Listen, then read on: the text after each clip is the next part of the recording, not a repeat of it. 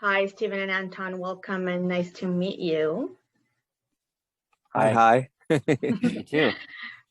So, I'm going to ask you to introduce yourselves for those who will be watching this video. And I know we're going to be talking about your current production of Blackout, but a little bit of background information, perhaps. Steven, we start with you. What is your role? What's sort of your role and your work? Well, I'm the book writer on Blackout, and I've been working on the show for closing in on 3 years with Anton. So we started with a shorter musical, and then this version of the musical is a trilogy of 3 short stories about the Blackout that take place in the Blackout. Great. And Anton? My name's Anton Lipovetsky. I'm a Vancouver-based theater artist. I do a lot of performing too, but for the last few years, focusing my work mostly on composing music and lyrics for musicals. And I've been working on, as Steven said, on Blackout since 2018.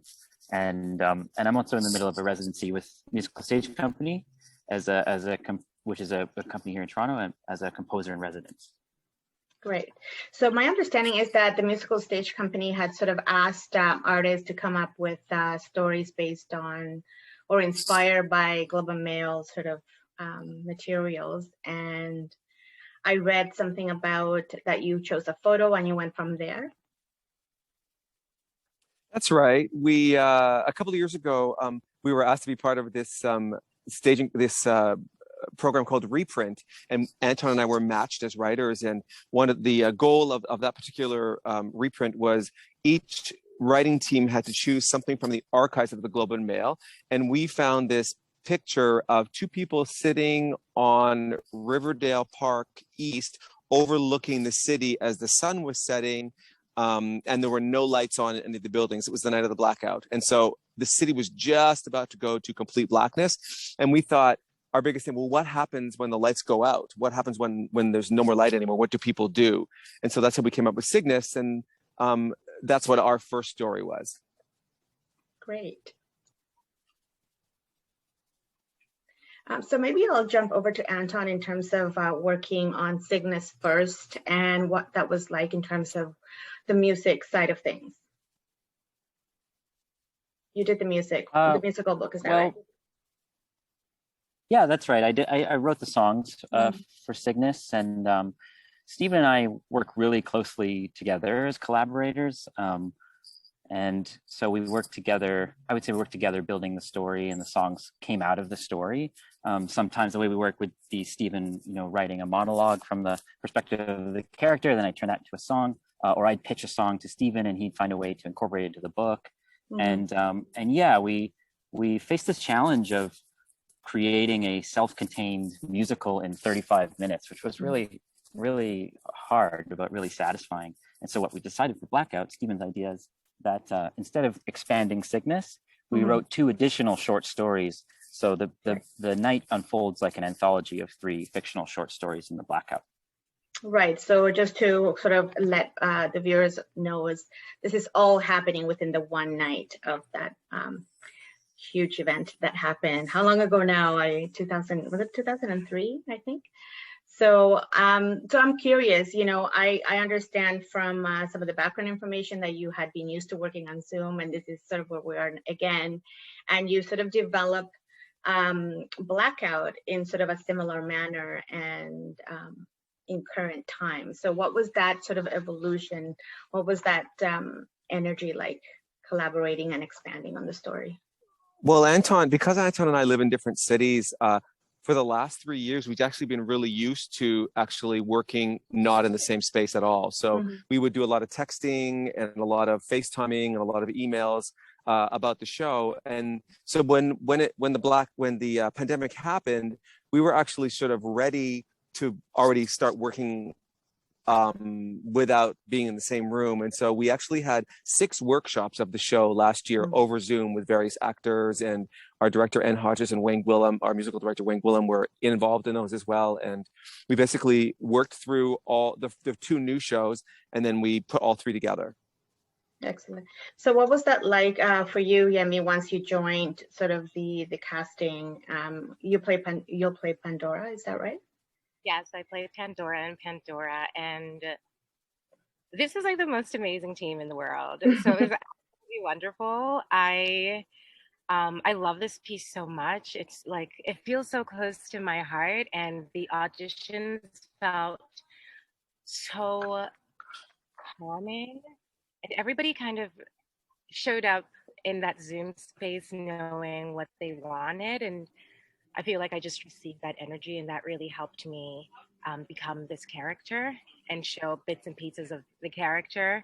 And obviously throughout this process and the evolution of who Pandora is, that's what you'll get when you come see the show. So y'all should come see the show.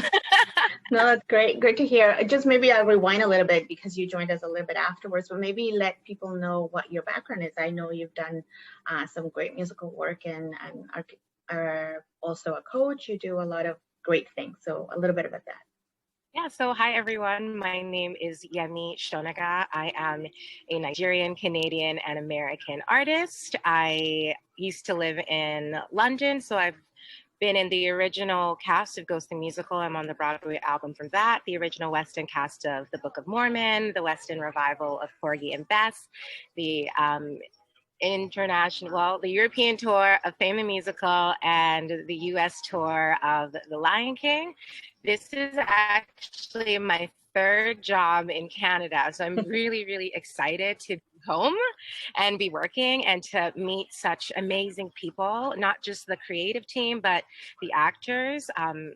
The actors in Pandora are very giving, and that is the best place to explore and learn and discover and find creativity, because I think that builds a lot of what we're missing in this world. We kind of, as children, we can run around and be astronauts and whatever we want, and then we grow up and that kind of suspended disbelief disappears. And when you meet people who are so giving and wonderful and trusting, Anton and Steven are very trusting of their work, and they allow you to kind of take it forward and explore.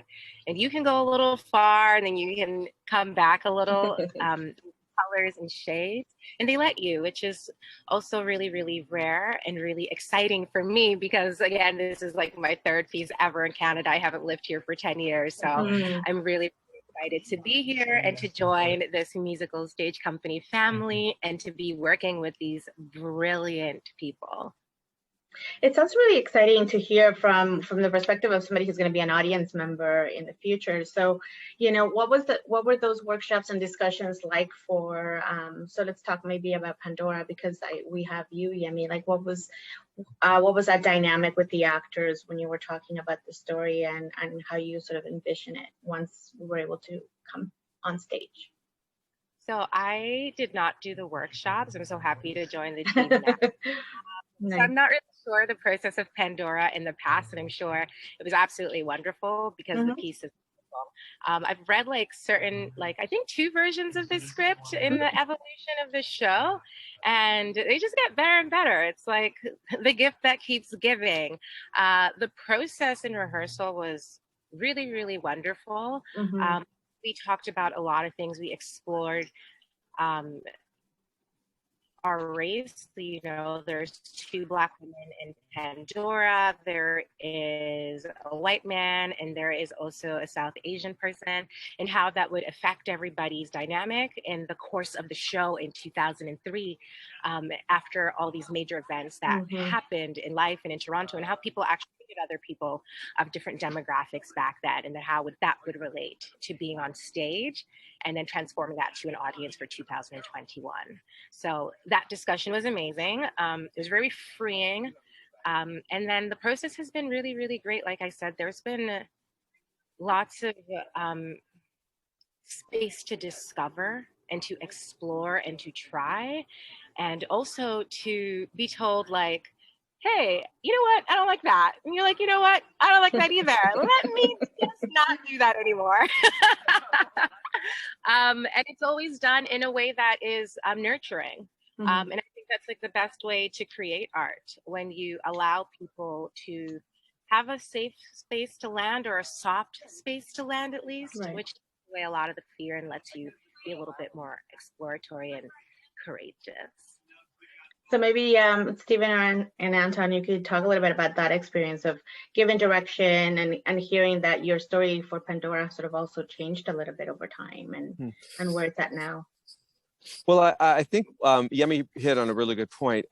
We've actually done more work on Pandora in this rehearsal process than we have on the other two, which has been really great because we had 4 brand new actors in the piece that we hadn't worked with before until we got to this. When you write a show and you put it on Zoom, it's very different than when you're in the physical space. Yeah. And so Yemie and Jonathan and Rami and Germaine all offered a lot more to us that we were able to see in person. So that show took big strides forward as we were able to have these amazing actors say the words and figure out what the show really was. So, and there's a lot of silences in the show that we have to figure out what those silences mean as well. And the actors have been really great about, now that they know the characters, you know, as well as we do, they were able to sort of voice those things about what they think might happen in the piece in the silence. So that's been really a great thing for Anton and us and me to learn. Mm-hmm. And what was that like moving from, you mentioned to me previously that you had rehearsed at Kent Stage and now you're actually at the park at this beautiful setting that you're at today. So what's it like now that you are outside where the rest of us are going to join you soon?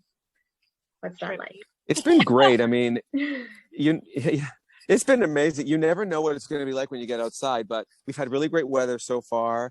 And the company of actors has adapted so well to the space, and we were really lucky to come in, and the sound was really great. Like we have a great sound technician, a sound designer rather, and they've done an amazing job of being ready for us. So that was a big help, I would say.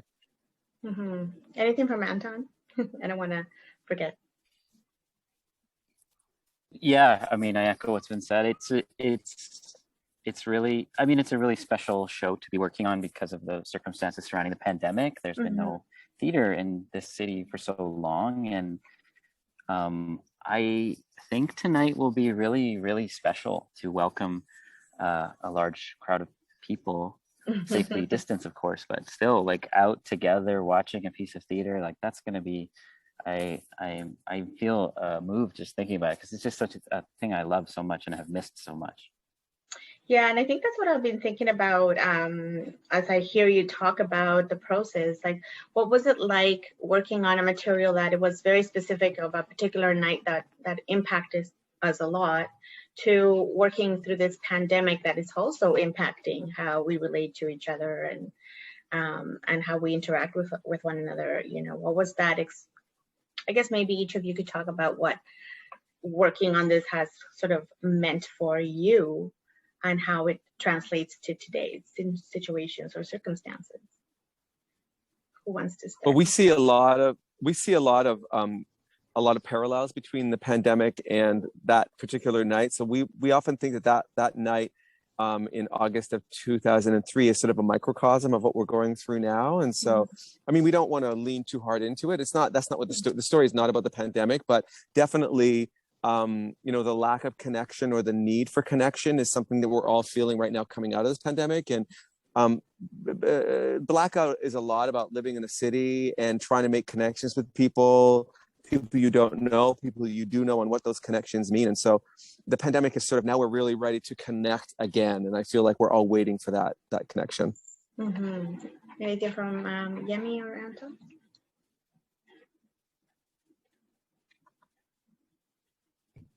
I'm on mute. I think tonight is going to be wondrous. I have butterflies. I woke up and I was like, oh my God, there's going to be people there. I think we're going to learn a huge amount about this piece after tonight. And I'm just really excited. A live audience is part of the show. The energy that you get from the people watching really does help to mold how each show goes every single night. And sometimes it really informs like your actions and your choices, and it supports what's going on stage. I'm just really excited to feel that energy. And I'm also really nervous. I'm like, oh my God, there's gonna be people out there. Oh my God. But it's like, you know, when you make those nervous butterflies into excited butterflies, then you're in a meadow. Right. I'm mindful of time, but Anton, I guess you're also ready to hear some of these songs and the reactions from the audience as we reunite in an open space like Hyde Park. Oh yeah. Yeah, I'm so excited. I think that will be tremendously informative. One of the things I think is so cool about this show is it's so Toronto centric. I mean, a lot of musical theater is traditionally a very American or British art form, and it's rare that a musical has so many Toronto specific references. I think it's gonna be really, really fun and specific for people. Yeah. I'm really looking forward to it once I'm able to make my way down to the park. So I'm mindful of time because I know you're gonna get ready to do your rehearsal before the previews. So best of luck. I appreciate your time and your efforts, and thank you for the arts and music. I'm looking forward to thank it. you. Thank you so much for the conversation. Really appreciate it. Thank you for having us. Thank you. Nice to meet you all. I think this show is going to be a homecoming for this city. Yeah. Yes, yeah. Steven and Anton have done Oh, a job, and it's going to be so welcoming for everybody to feel like this really is home, and it's where like we all belong. Well, that's great. Thank you so much. Thank you. okay. Bye.